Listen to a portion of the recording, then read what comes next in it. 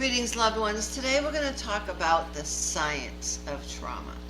Help us get these messages out. Please subscribe to our channel. Follow us on Facebook, Instagram, and Twitter.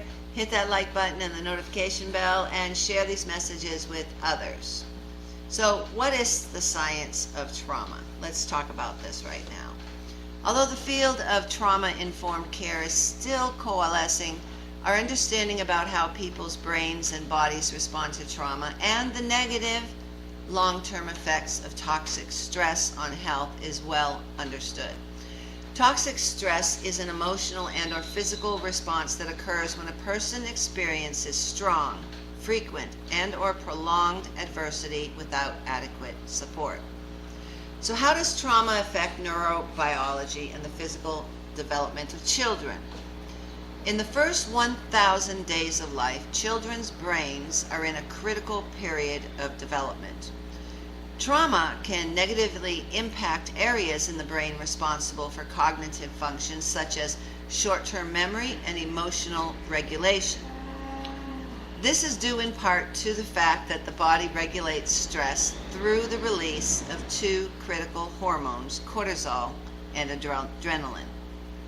Exposure to these stress hormones plays an important role in keeping people safe during times of danger.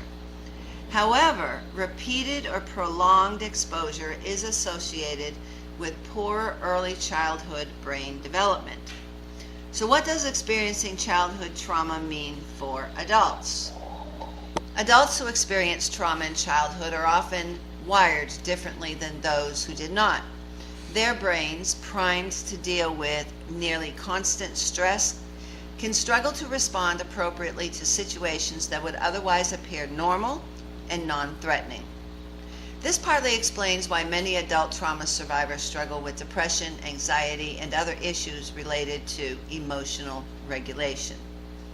These resulting mental health issues can contribute to long-term difficulties maintaining healthy relationships and lead to problems at work and or at school. So why do traumatic experiences impact some people more than they impact others? Many children facing abuse and neglect carry the markers of stress, such as increased cortisol levels, well past the time of exposure. Exactly how stress alters the structure of our brains and even our DNA is not yet fully understood. However, research has shown that protective factors, such as a loving caregiver, can decrease the impact of traumatic events. Remember, an ACE is an adverse childhood experience, with 62% of adults having at least one and 25% of U.S. adults having 3 or more ACEs. The question is not if you will encounter a victim of violence. The question before God is, what will you do when you do encounter them? You could be the person who saves a life. We are all called to be champions for justice. Those who suffer violence, they need to know that those who love them and those who don't even know them will reach out and give them the help they need to leave before it's too late. If you are suffering violence, I want you to know that you are valued, you are loved, you are intelligent, and yes, you are worthy. God does not want you to suffer violence. He wants you to live free from violence in peace and tranquility. I want you to know that there is a way out, and I want you to know it's not your fault. And I want you to know, above all, abuse is not love, and you are not alone. If you're a victim of violence, please reach out to someone today. If you find yourself in a dangerous situation, call 911 for help. And if you know of anyone suffering violence, please tell the authorities.